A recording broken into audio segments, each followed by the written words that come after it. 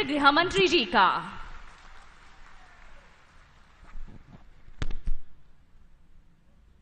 मेरे साथ जोर से बोलिए, भारत माता की। क्यों, क्या हो गया भाई आप लोगों की आवाज को? इतना बड़ा कार्यक्रम है, भारत माता का जयकारा ऐसे लगाएंगे क्या? मेरे साथ दोनों हाथ उठाइए, अंत तक उठना चाहिए हाथ, और नॉर्थ ईस्ट के अंदर शांति के संकल्प की मुट्ठी बींचिए और प्रचंड आवाज से बोलिए, भारत माता की, भारत माता की, भारत माता की। मंच पर उपस्थित असम के लोकप्रिय मुख्यमंत्री, जिनके नेतृत्व में असम के अंदर शांति और विकास के एक नए युग की शुरुआत हुई है, ऐसे श्रीमान सर्बानंद सोनोवाल जी आज के कार्यक्रम के उत्सव मूर्ति, जिन्होंने पूरे कार्यक्रम को अपनी दृष्टि से रचना किया है, ऐसे असम के वित्त और स्वास्थ्य मंत्री भाई हेमंत विश्व शर्मा जी, केंद्रीय मंत्री परिषद में मेरे साथी श्री रामेश्वर तेली जी, असम गण परिषद के नेता और एग्रीकल्चर मिनिस्टर असम श्रीमान अतुल बोरा जी, श्री पीयूष हजारिका जी, श्री भावेश कलिता जी, श्री नबा जी, क्वीन ओझा जी, हमारे प्रदेश अध्यक्ष श्रीमान रंजीत दास जी, असम भारतीय जनता पार्टी के प्रभारी और भाजपा के राष्ट्रीय उपाध्यक्ष श्रीमान बैजयंत पांडा जी, और असम के चीफ सेक्रेटरी के नेतृत्व में बैठी हुई असम की पूरी प्रशासक टीम, और आज इस कार्यक्रम में इतनी विराट संख्या के अंदर आए हुए सभी भाइयों बहनों को मैं बार बार प्रणाम कर कर मेरी बात की शुरुआत करना चाहता हूं। मैं एक क्षमा प्रार्थी हूं कि आपको थोड़ी राह देखनी पड़ी। एक अन्य कार्यक्रम कश्मीर में प्रधानमंत्री जी सेहत कार्ड का वितरण कर रहे थे, उसके अंदर ऑनलाइन में जुड़ा था, इसलिए थोड़ी देर हो गई है, इसलिए आप सबसे मैं क्षमा प्रार्थी हूं। मित्रों, आज असम के अंदर लगभग 4-4.5 साल से जो विकास की एक यात्रा मोदी जी के नेतृत्व में और यहां सर्बानंद और हेमंत विश्व शर्मा की जोड़ी ने आगे चलाई है, इसका एक महत्वपूर्ण पड़ाव आज है। क्योंकि आज न केवल विकास, पूरे आसाम को एक करने के लिए, पूरे आसाम की जनता को जोड़ने के लिए, आसाम को भारत के साथ जोड़ने के लिए और आसाम को विश्व के अंदर गुरु शंकर देव के संदेश को पहुंचाने के लिए एक बहुत बड़ा कार्यक्रम आज यहां होने जा रहा है। मित्रों, प्रधानमंत्री नरेंद्र मोदी जी ने 2013 के चुनाव अभियान के अंदर कहा था कि जब तक पूर्वी भारत विकसित नहीं होता, भारत का विकास असंभव है। और सौभाग्य है कि 2014 में देश की जनता ने प्रधानमंत्री जी को इस देश का प्रधानमंत्री बनाया, और नरेंद्र मोदी जी को जो शब्द थे, मोदी जी ने उसको चरितार्थ किया है। आज पूरा पूर्वी भारत, नॉर्थ ईस्ट समेत, पूर्वोत्तर समेत देश के विकास का ग्रोथ इंजन बना हुआ है। जो पूर्वी भारत में, जो नॉर्थ ईस्ट से लेकर बंगाल, उड़ीसा, पटना तक कभी अलग अलग प्रकार के आंदोलन और हिंसा होती थी, अलग अलग ग्रुप हाथ में हथियार लिए हुए दिखाई पड़ते थे, आज वो सारे मुख्य धारा प्रवाह के साथ जुड़े हुए दिखते हैं और सारे वो युवा जो कभी आंदोलन करते थे वो आसाम के विकास के साथ जुड़कर आसाम को देश का ग्रोथ इंजन बनाने के लिए अहर्निश दिन रात काम कर रहे हैं। मैं मानता हूं कि एक बहुत बड़ा परिवर्तन की शुरुआत नरेंद्र मोदी जी के नेतृत्व में हुई और भाई सर्बानंद सोनोवाल और हेमंत विश्व शर्मा की जोड़ी ने इस शुरुआत को गति देने का काम किया है। मगर आज का कार्यक्रम एक अलग प्रकार का कार्यक्रम है। मित्रों, ये भूमि महान परंपरा की भूमि है। यहां का संगीत, संस्कृति, साहित्य अनेक प्रकार से अपना वैशिष्ट्य रखता है। आसाम की संस्कृति सिर्फ आसाम की संस्कृति नहीं है, पूरे भारत की संस्कृति का गहना है। आसाम की संस्कृति पूरे भारत की संस्कृति का गहना है और आसाम की भाषा, साहित्य, नाट्य रचनाएं, कविता, भक्ति संगीत और संस्कृति के आद्य पुरुष कोई है तो महापुरुष श्रीमंत शंकरदेव है। श्रीमंत शंकरदेव ने पूरा जीवन आसाम को भक्ति के मार्ग पर ले जाने के लिए लगाया।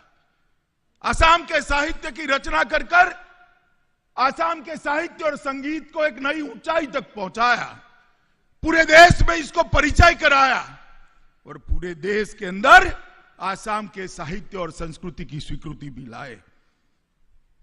श्रीमद शंकरदेव हो, महापुरुष माधवदेव हो, इन आसाम के अंदर एक प्रकार से आसाम की जनता को एक करने का काम किया और उन्होंने उस वक्त कहा था, धन्य धन्य के काल, धन्य नार तनुभाल, धन्य धन्य भारतवर्ष। इसका मतलब है मैं भाग्यशाली हूं कि मैं कली काल में पैदा होने के बावजूद भारतवर्ष में पैदा हुआ हूं, इसलिए मैं भाग्यशाली हूं। और ये संदेश आसाम के महापुरुष शंकरदेव का संदेश, गुरु शंकरदेव का संदेश पूरे भारतवर्ष के अंदर फैला और भारतवर्ष के अंदर एक प्रकार के भक्ति आंदोलन की शुरुआत की। मित्रों, आज मुझे बहुत हर्ष है।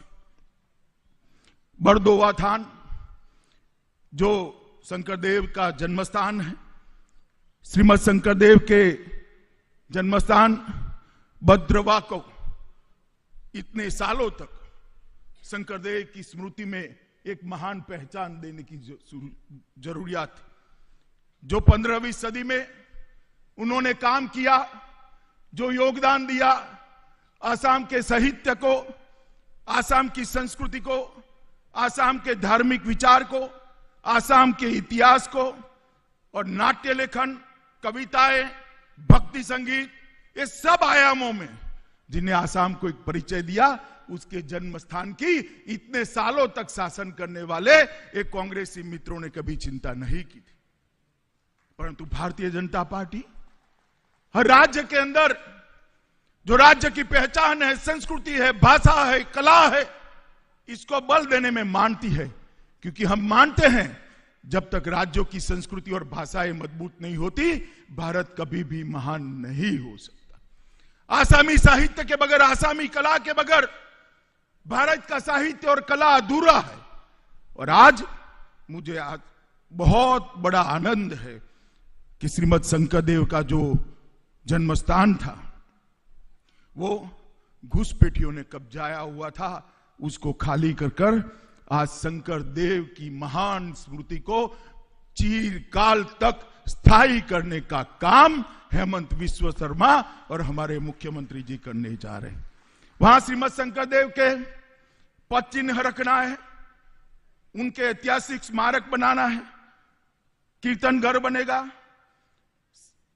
सिलिका वृक्ष, आकाशी गंगा, शांतिजन और डॉल मंदिर के ऐतिहासिक स्मारकों को पुनर्निर्मित किया जाएगा, उसको गौरव प्रदान किया जाएगा।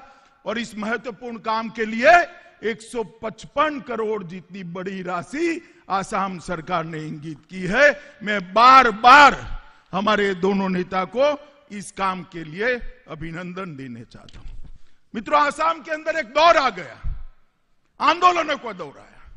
अलग अलग बातों को लेकर आंदोलन करे, सैकड़ों युवा मारे गए, शहीद हो गए, आसाम की शांति को भंग कर दिया गया और शांति को भंग करने के साथ ही आसाम के विकास को क्षुत विशुद्ध कर दिया गया। क्या रास्ता है? विकास ही एकमात्र रास्ता है। विकास तो होगा, मोदी जी के नेतृत्व में हो भी रहा है, मैं आगे बात करूंगा, मगर विचार का परिवर्तन भी जरूरी है और वो विचार परिवर्तन सिर्फ विकास से नहीं हो सकता। आसाम के अंदर 1 लाख से ज्यादा नामघर वैष्णव संप्रदाय को, हमारी संस्कृति को, शंकरदेव के संदेश को आगे बढ़ाने का काम कर रहे हैं।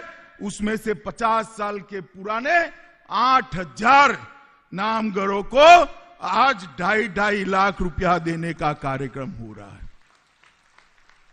और मैं फिर से बधाई दिए बनकर नहीं रह सकता मुख्यमंत्री और वित्त मंत्री को, क्योंकि आपने जो एक काम किया है वो आसाम के गांव गांव के अंदर कभी जो अलगाववाद की भाषा बोलते थे उनको भक्ति के माध्यम से एकत्रित करने का काम होगा। नामघर का संदेश, आचार्य शंकरदेव का संदेश, गुरु शंकरदेव का संदेश आसाम को भारत के साथ जोड़ेगा और आसाम को विश्व के साथ, विश्व बंधुत्व की भावना के साथ जोड़ने का काम करेगा। और मित्रों, आसाम के अंदर चिरकालीन शांति अगर चाहिए तो यही रास्ता है, शंकरदेव का संदेश ही हमें आगे ले जाता है। मित्रों, आज ये कार्यक्रम, मैं तो बहुत आशावान हूं कि हमेशा के लिए आसाम से आंदोलनों की जगह, हिंसा की जगह, AK-47 लेकर घूमते हुए युवाओं की जगह भक्ति संगीत, साहित्य, कला, नाटक, इसके माध्यम से आसाम की एकता को फिर से एक बार मजबूती प्रदान करेगा और एक संदेश पूरे विश्व के अंदर जाएगा। आज गुवाहाटी में नया चिकित्सा महाविद्यालय भी बन रहा है। मोदी जी जब से प्रधानमंत्री बने, आसाम की स्वास्थ्य सेवाओं के लिए मोदी जी ने बहुत बड़ा योगदान किया है।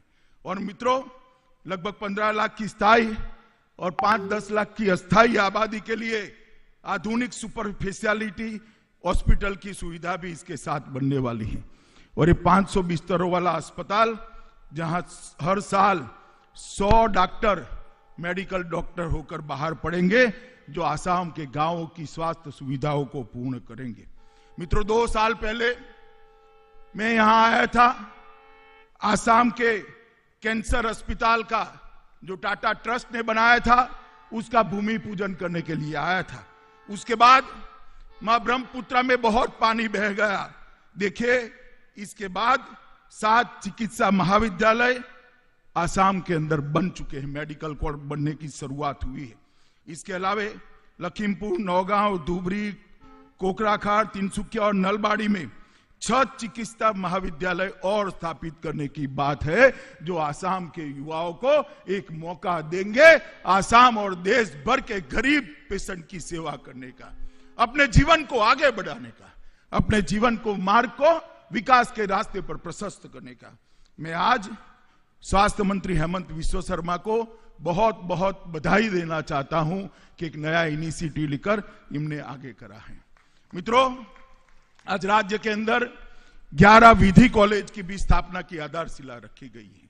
आसाम के अंदर निजी विश्वविद्यालय, विधि महाविद्यालय है और बहुत पुराना एक विद्यालय भी है, परंतु आज राज्य में 11 सरकारी विधि महाविद्यालय की स्थापना होगी।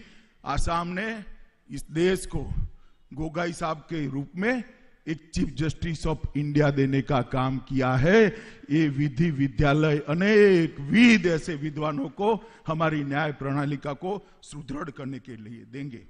धुबरी, नलबाड़ी, कामरूप, नौगांव, आंगलोंग, कार्बी आंगलोंग, जोरहाट, डिब्रूगढ़, सोनितपुर, कचरा, लखीमपुर और नौगांव, ये सब जगह पे ये विधि विद्यालय स्थापित होंगे जो आगे बढ़ाएंगे।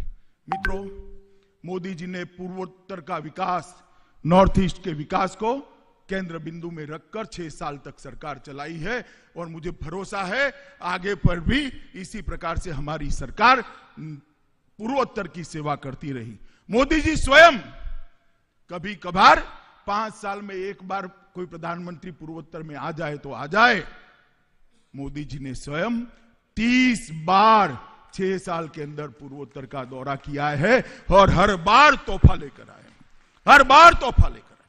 चाहे मेघालय हो, चाहे मणिपुर हो, चाहे मिजोरम हो, चाहे त्रिपुरा हो, चाहे अरुणाचल हो, चाहे अपना असम हो।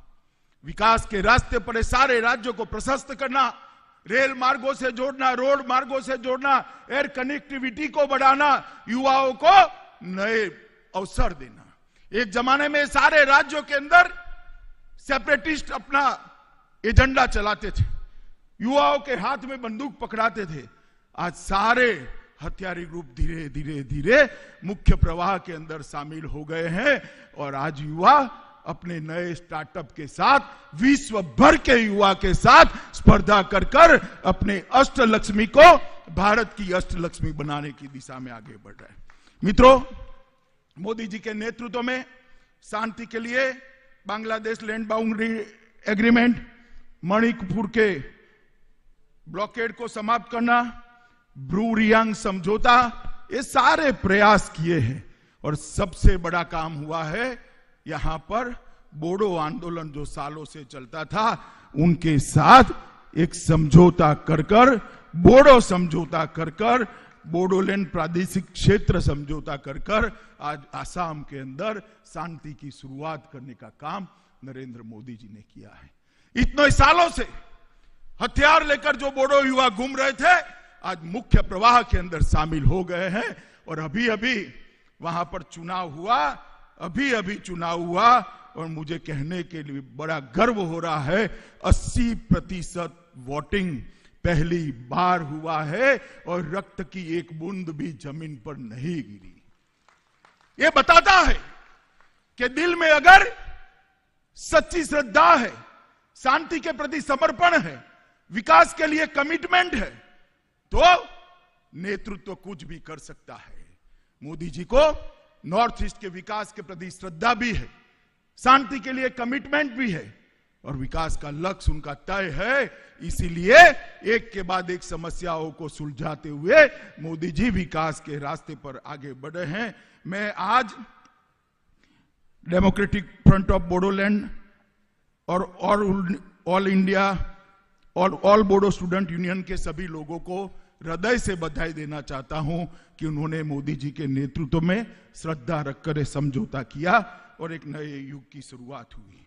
मित्रों, इस समझौते के लिए 5,000 करोड़ का पैकेज निर्धारित किया गया था और इसमें आज ज्यादातर प्रोजेक्ट काम पर चले गए हैं और जो समझौता हुआ था इसके सारे बिंदु पर आसाम सरकार ने मुख्यमंत्री जी के नेतृत्व में काम चालू कर दिया है और इसको यथार्थ स्वरूप लाने के अंदर मित्रों, अभी जो चुनाव हुआ है बीटीआर का, इसमें अंदर वहां की जनता ने एनडीए को आशीर्वाद दिया है, भारतीय जनता पार्टी को आशीर्वाद दिया और मैं मानता हूं कि तो सेमीफाइनल है, फाइनल आसाम के चुनाव आने वाले हैं। यहां पर भी फिर से एक बार पूर्ण बहुमत की भारतीय जनता पार्टी की सरकार।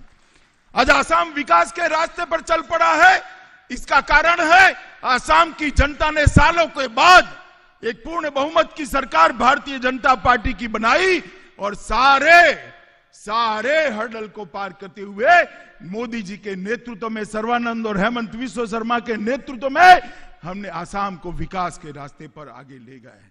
मित्रों, ढेर सारे हर्डल ये जोड़ी ने पार किए। हेमंत जी हमारे स्वास्थ्य मंत्री हैं।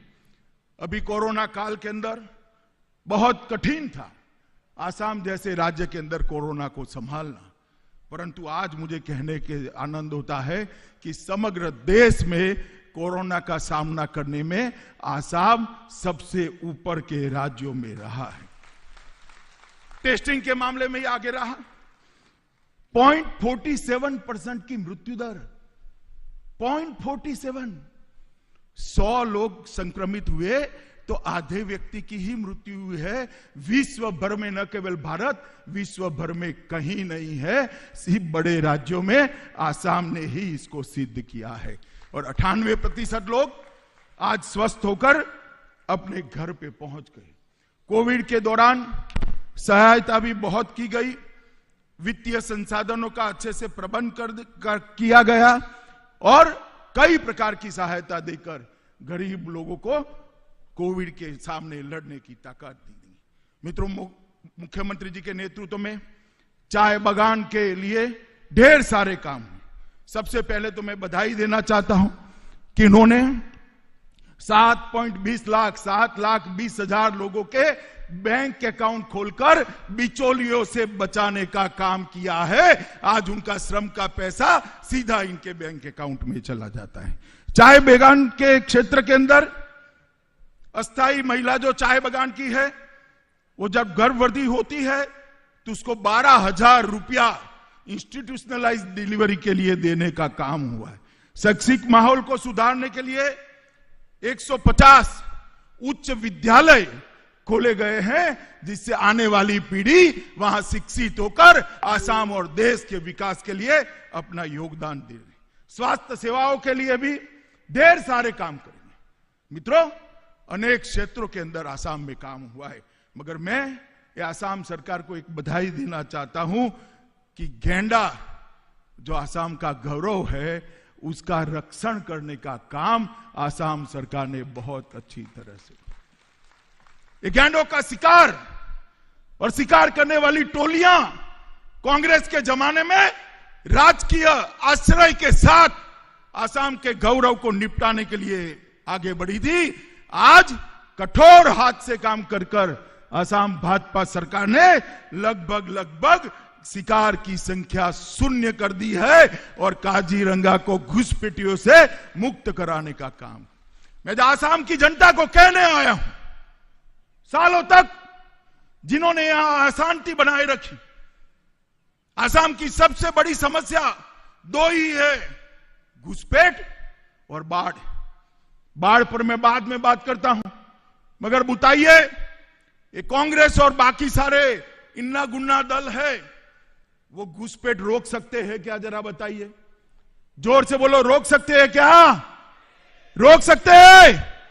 घुसपैठ भारतीय जनता पार्टी की सरकार ही रोक सकती है।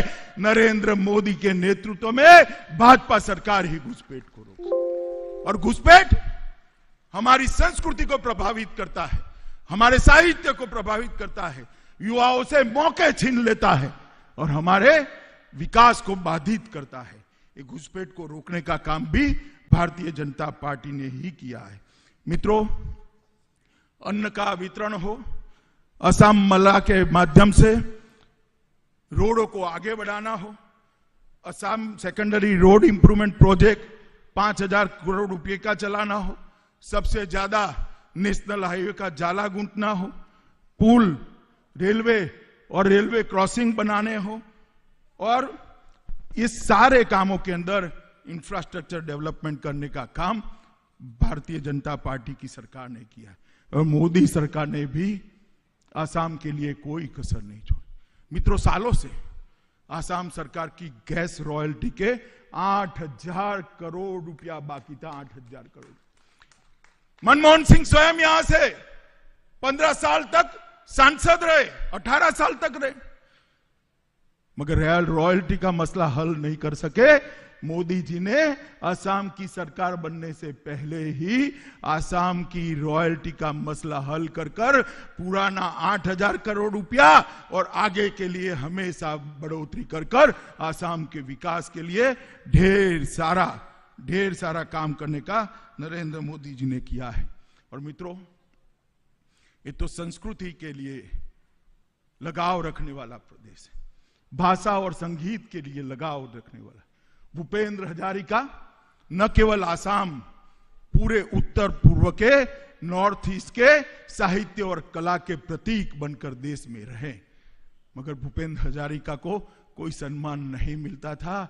नरेंद्र मोदी जी ने भूपेन जी को भारत रत्न देकर हमारे साहित्य और कला को आगे बढ़ाने का काम किया है। मित्रों, प्रधानमंत्री आयुष्मान भारत योजना जो गरीबों को 5 लाख रुपए की सहायता देती है, इसके आगे असम के मध्य वर्ग और गरीबी की रेखा के नीचे के लोगों के लिए विस्तृत अटल अमृत अभियान योजना चलाकर ढेर सारे लोगों को आगे बढ़ा है। अभी अभी प्रधानमंत्री जी ने प्रधानमंत्री किसान सहायता योजना के तहत असम के हर किसान को लगभग 2000 रुपया सीधा उनके बैंक खातों में बिचौलिए के बगैर ट्रांसफर किया है। सर्वानंद जी, कितना रुपया ट्रांसफर हुआ आपके यहां किसानों में? 16 लाख किसानों। रुपया कितना हुआ?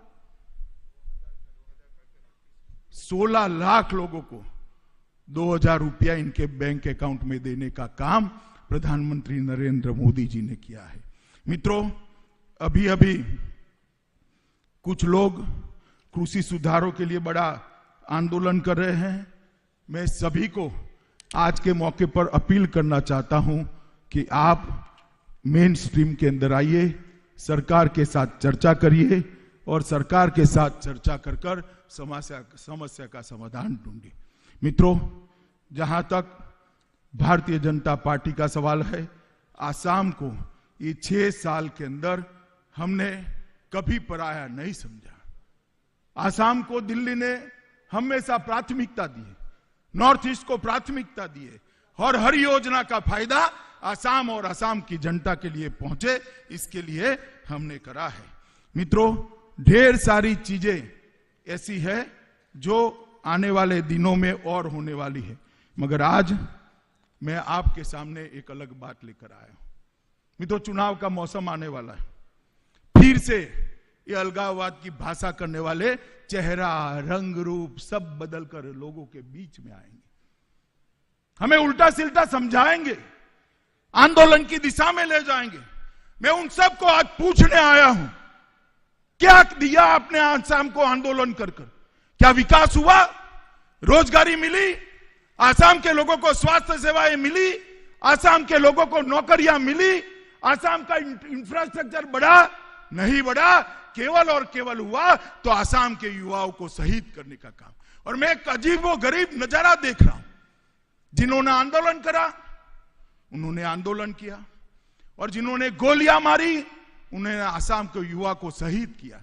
आज कुछ ऐसे तत्व चेहरा बदलकर पार्टी बनाने निकले हैं, जिन्होंने गोलियां चलाई वो कांग्रेस पार्टी को प्रच्छन्न रूप से इनडायरेक्टली चुनाव जिताने का ये षड्यंत्र है। उनको जान लेना, वो कभी सरकार नहीं बना सकते।